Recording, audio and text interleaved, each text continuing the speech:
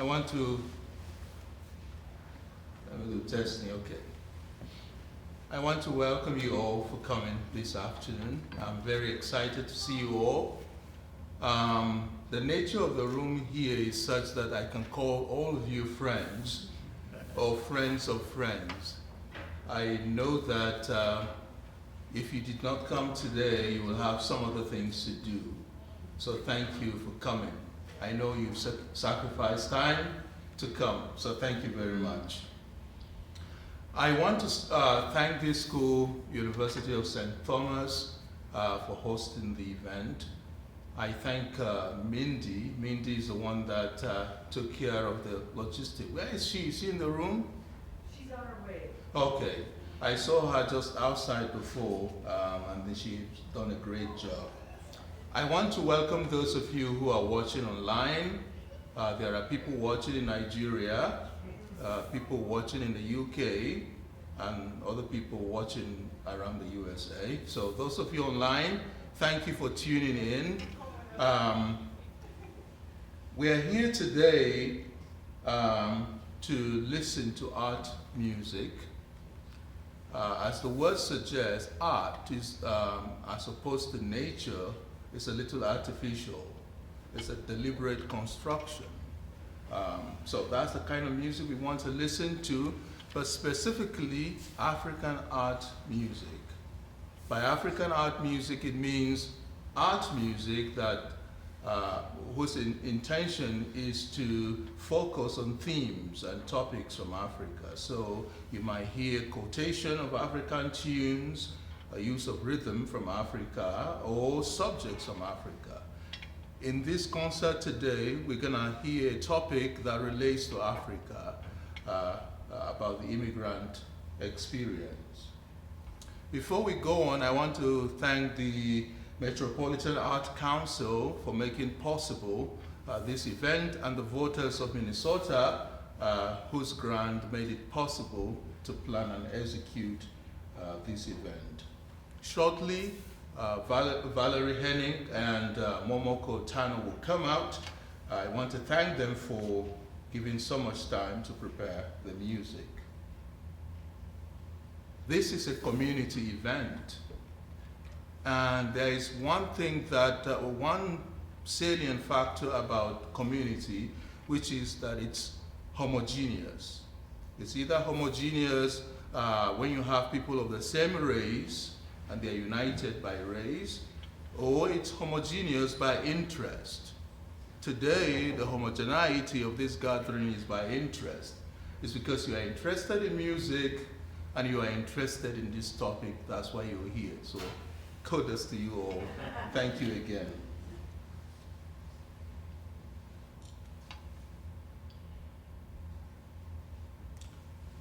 So, when you got the invitation, I said the music is about the immigrant experience. And I think you're wondering, how is that going to be represented? Before I say more about that, I have heard people also who have never heard my music before, and you're wondering what kind of music I write, and some of you do ask me sometimes.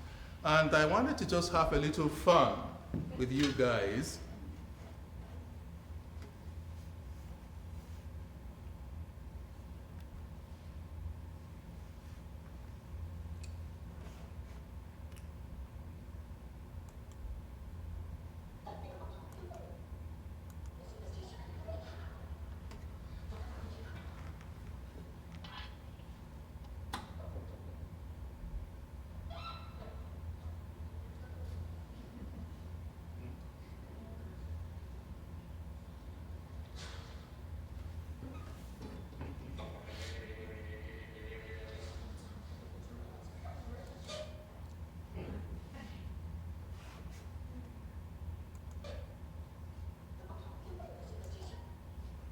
Well, for those of you online, I just played Ligety's Nouvelle Adventure.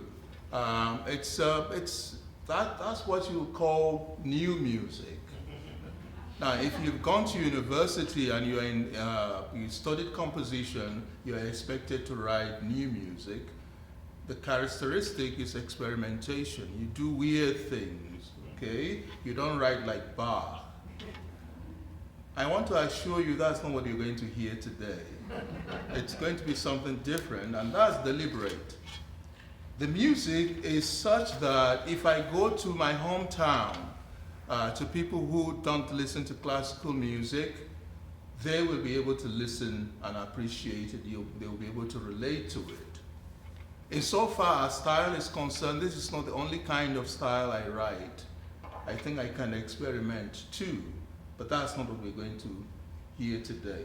The reason I'm saying this is that music critics tend to have this preconceived idea about a piece, and if it doesn't meet that preconceived idea, then the music has failed. Today's music, you're going to hear pentatonic scale, and you're going to hear phrases that are reminiscent of Africa. So that's that about the music. Insofar as how is this music immigrant experience, I want to say a few things about that. There are places that are called in literature pleasant places.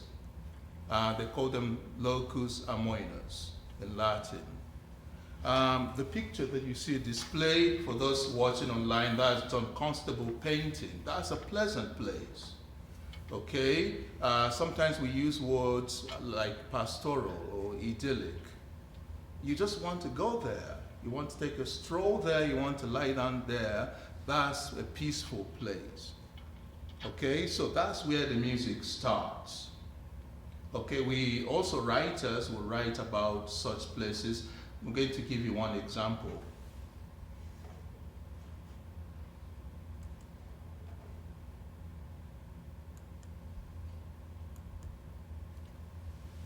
This is a quotation from Cry the Beloved Country.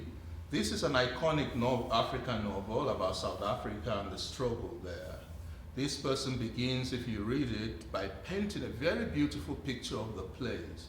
There are mountains, blue mountains there. There is a road that is climbing and disappearing into the horizon. Very beautiful place. And he ends up by saying, the grass is rich and matted. You cannot see the soil. It holds the rain and the mist, and they seep into the ground, feeding the streams in every kloof. It is well tended, and not too many cattle feed upon it. Not too many fires burn it, laying bare the soil. Stand unshod upon it, for the ground is holy, being even as it came from the Creator. Keep it, guard it, care for it keeps men, guards men, cares for men, destroy it, and man is destroyed. So this one begins with peacefulness, appreciation of where he grew up in, where he comes from. Those are the pleasant places. And that's where this music begins today. One of the things that I think is characteristic of immigrants is that they always hold memories of where they come from. And these are fond memories, beautiful memories that people carry with them. So the first three songs that you're going to hear will give you a postcard of three such memories. The first one, the singer is going to be lying down in a meadow. There is going to be a stream, a brook that is purling. I'm going by. Across that stream, you will see cattle there grazing, and then you will hear the piper piping his pipe.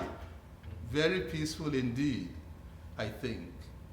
The second will show you a conversation between a shepherd and a native of a small town. Now, if you Google Nigeria and you Google shepherd, the thing that is going to come up is conflict now. That was not how it was when I grew up. There was this symbiotic experience between the native of a place and shepherd, because shepherds are always moving around. But you will give them land, they will stay there, and you know that the cattle will fertilize the place, and then you will farm, organic farming. Okay? The second piece is a conversation between someone from such a place with a shepherd. Okay? This is portraying harmonious coexistence. The third piece will take you to an African small town. You might call it a village. What are you going to see? It's like summer. The kites, the rains have stopped. The kites are flying. The evening has come. The sky is amber in color. You'll see children playing, swinging around in branches, and then you're going to see young girls coming back from the stream. Okay? A pleasant place. Now there is one elephant that is in the room, which is, if it's so pleasant, why would you leave such a place? Okay, I will leave that to your imagination. Why do people leave pleasant places and go somewhere else? And if they go somewhere else, what are they looking for? Please put your hands together now to welcome Momoko Tano and Valerie Henning. And we will hear the first 3 songs, and then I will come back and talk more about the song. Please welcome them.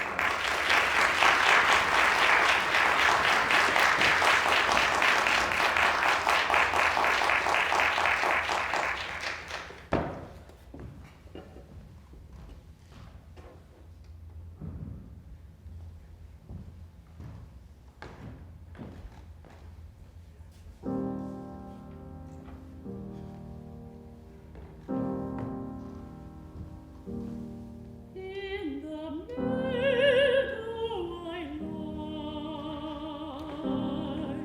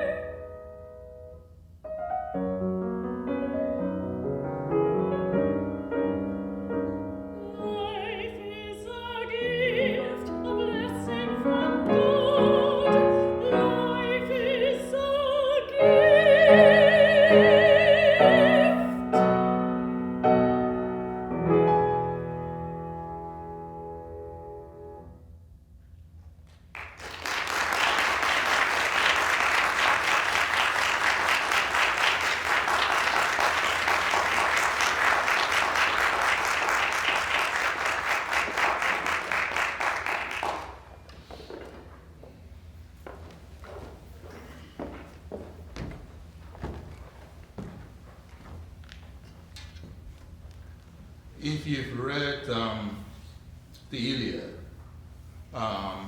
you know about the destruction of Troy. Virgil picks up the story, and Aeneas has to flee the destruction. He carries his aged father on his shoulder to run away. So I ended with talking about the elephant in the room. If it's so pleasant, why would you migrate, for example? Well, there are many reasons why people will move from a place where their spirit is connected to a different place. It might be war, it might be drought, famine, or anything else. Now, don't confuse the pleasant place with where you were born. If the pleasant place is not where you were born, then you will go to another place looking for that beautiful picture that I showed you. Okay? So, you've moved, you've gone to the new place. What happens? Well, what happens is disorientation.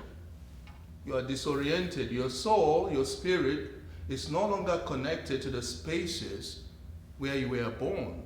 The rivers are gone, the trees are not familiar. Okay? So that's disorientation. In these next 3 songs, you will see a depiction of disorientation. The singer is going to sing about a wound that won't heal. She doesn't tell you what the wound is. You need to use your imagination to supply what the wound might be. Okay? In the 4th song, the singer it's going to be winter. The scene is winter, it's bleak everywhere, the trees are bare. And that seems to reflect the soul, the experience of the singer. And the singer concludes, love, goodness is dead. Because those friends and those spaces you used to depend on are no longer there. In the 3rd song, the singer is going to start talking to the moon. Now in literature, talking to the moon is not good. Okay, that's where we got the word lunacy. All right? So she resorts to talking to the moon. This is a depiction of psychological distemper, of disorientation. But that is not where that section ends at. There is a 2nd section of what the songs do, and it's called logotherapy. Logotherapy is a term that Viktor Frankl invented to talk about what you do when you have psychological issues to help yourself. Viktor Frankl was a survivor of a Nazi concentration camp. Let me see here whether I can find a quotation. I forgot to switch on the PowerPoint. Let me switch it on so that you can follow along.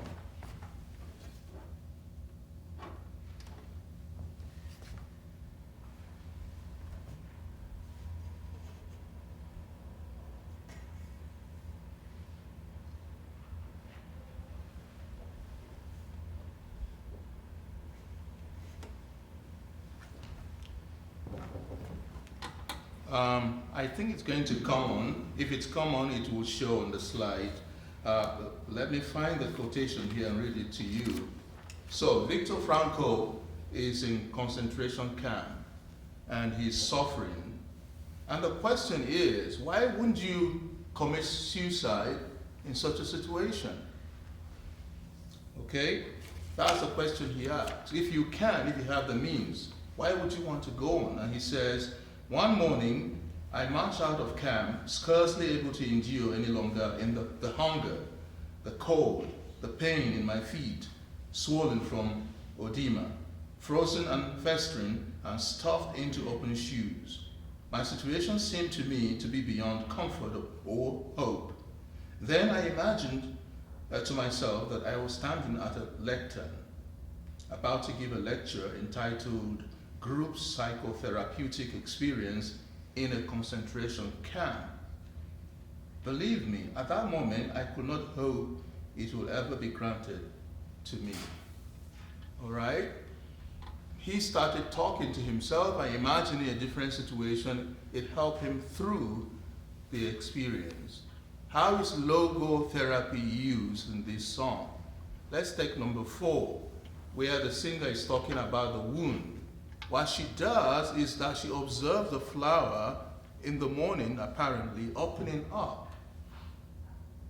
And then she goes, it's raining, maybe a slight drizzle, and she feels the rain on her face. Maybe she takes a journey to the seaside and see the waves and the breeze there. In those 3 things, she finds means to go on. She says that she felt peace. Okay? And the second one, the bleak environment of winter where love seems dead, she begins to see her environment. The trees are surrounded by cityscape buildings there. She sees the skies, and she imagines that the sky is singing, that the buildings are singing a lullaby, and she says, no, love is not dead. What about the third one where she's getting mad, apparently, by singing to the moon? She turns it into a prayer. Touch me also, fair moon, the way you are touching these trees. The moon becomes like a mother or like somebody who loves you, who is around you to touch you, to encourage you. That's logotherapy. It will be interesting to compare notes with immigrants and see what their experience is. But I think that this disorientation of space happens. And these songs, the logotherapy, is a suggestion that of things a person could do, and not just immigrant, like anyone here who might feel like that, things you could do positively to go on. Let's welcome Momoko Tano and Valerie again to sing these next 3 songs.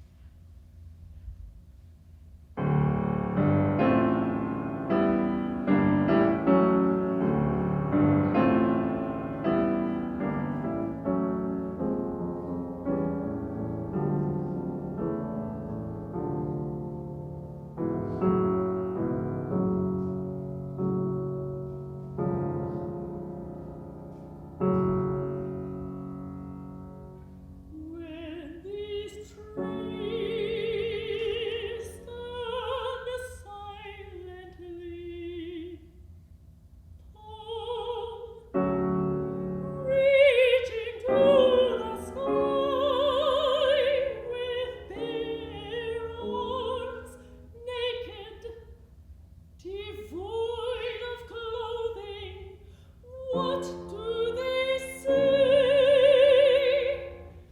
Do they proclaim the death of love? No.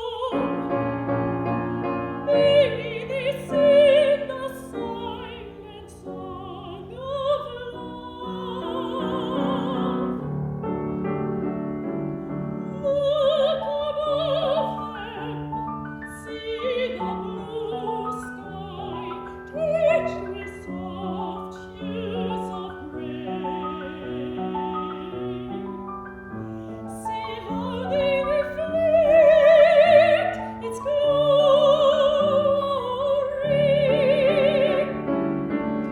Look beyond them, see the solid buildings, clothed in slabs of concrete and shining marble.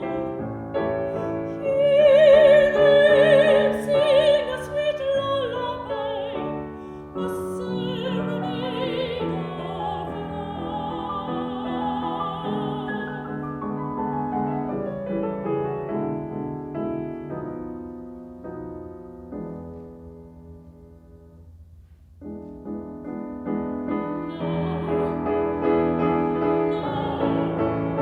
when these trees stand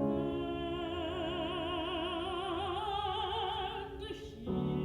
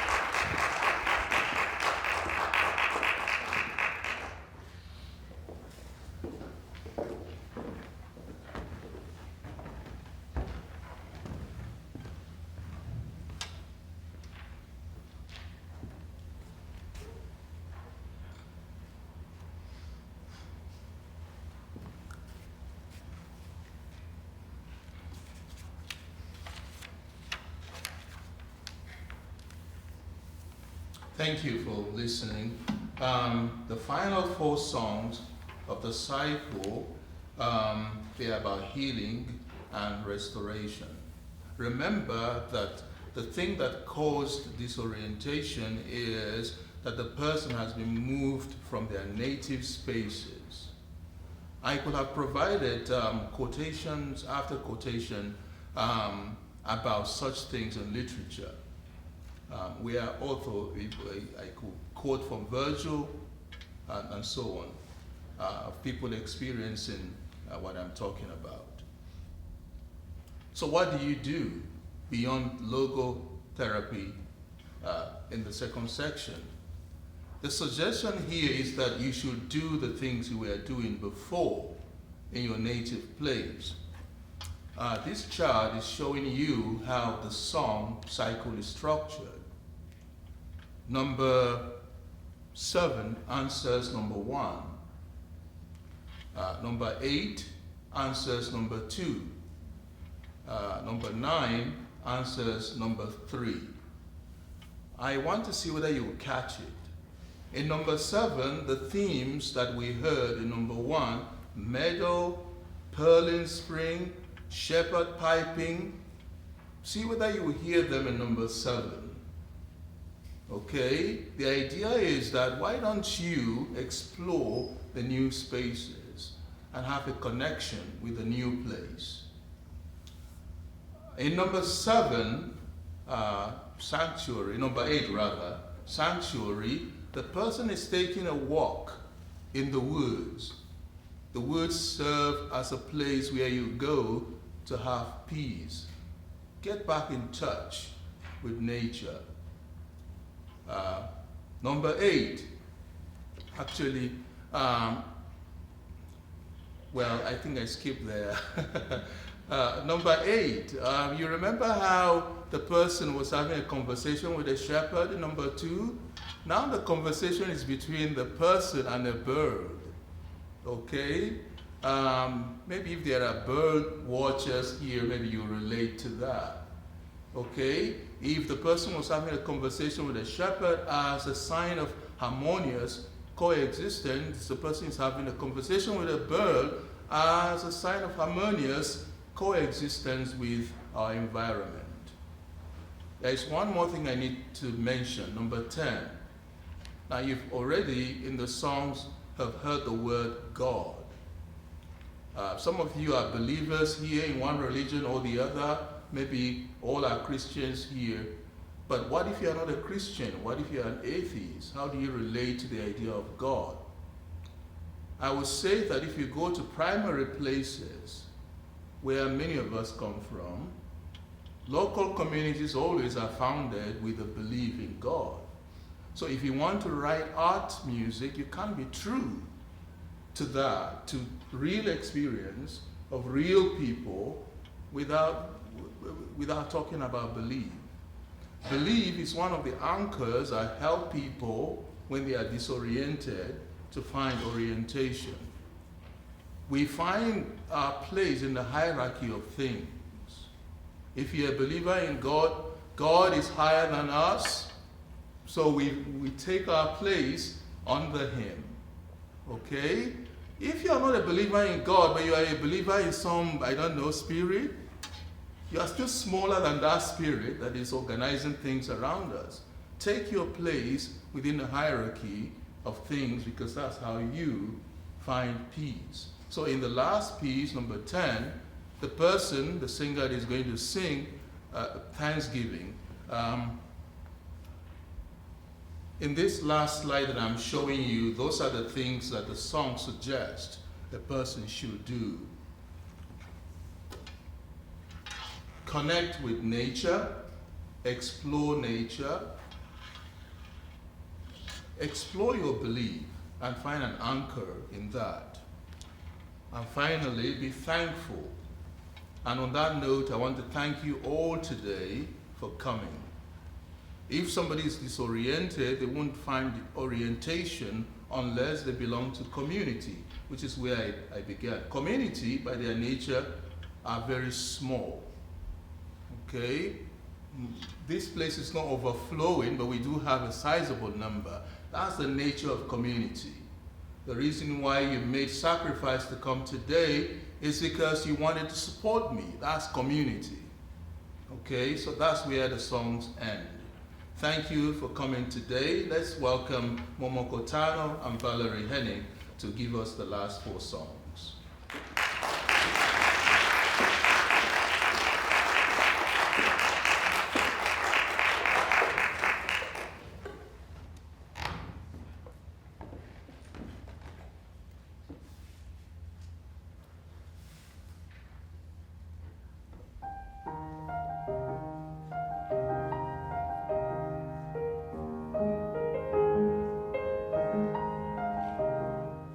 A fear